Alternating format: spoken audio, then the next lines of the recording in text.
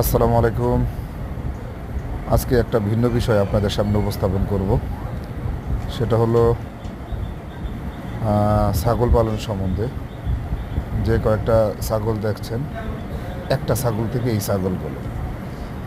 বর্তমানে আমাদের দেশে ছাগলের কেমন দাম বা এর মাংস বা গোস্তর কেমন দাম আমরা সবাই জানি। যদি জেলা শহর বা রাজধানীতে যান, 1500 থেকে 2000 টাকা কেজি হতে পারে। আর গ্রামে 1250 টাকা 1300 টাকা কেজি। তাও আবার বড় কোনো খাসি পাবেন না, ছোট বাচ্চা ছাগলই অনেক সময় এই করে ফেলায়, কারণ দাম বেশি।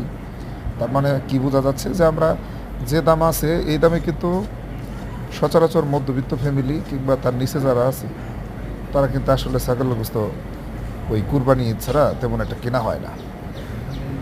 তো যদি লালন পালন করা যায়, দেখা গেলো যে 10-12টা যদি ছাগলের বাচ্চা থাকে, তো একটা তো কোরবানিও দেওয়া যায় বা অন্যান্য অনুষ্ঠানের কাজেও লাগে, কিংবা নিজেরা ইচ্ছা হলো যে হ্যাঁ একটা বড় ফাংশন করলাম, সেখান থেকে এটা আমরা একটা ব্যবহার করতে পারবো, মানে উপভোগ করতে পারবো, অর্থনৈতিক স্বাবলম্বীও হবে।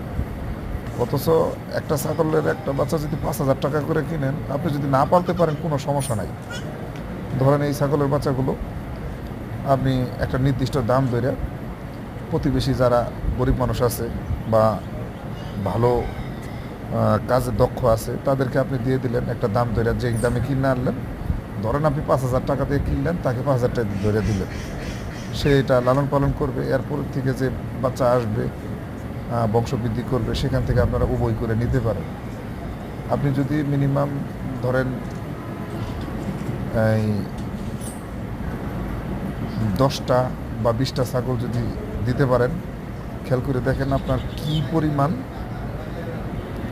মানে এটা ফল দিবে, যেটা অন্য সময় বা একটা চাকরি বা একটা ব্যবসার চাইতে কোনো অংশ কম না।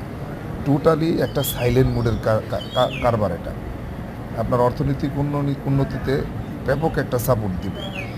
দেখেন খেয়াল করে, 5,000 টাকা তো আমি বলছি সেটা হলো যে একটা মিনিমামই ধরছি। ছাগলের বাচ্চারা ছোটো পাওয়া যায়, তো একটু বড় হলে কি সেগুলো ওষুধে পায় না, কোনো ইয়ে পায় না। আর তাছাড়া ছাগলের জন্য তো বেশি জায়গা বাড়িতে লাগে না।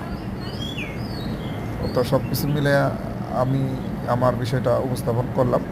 আপনারা ভেবে দেখবেন, যাদের স্বল্প আয় আছে তারা ছাগল পালনে আগ্রহী হতে পারেন, কারণ ছাগলের বৈশিষ্ট্য দাম আমরা কম বেশি সবাই জানি।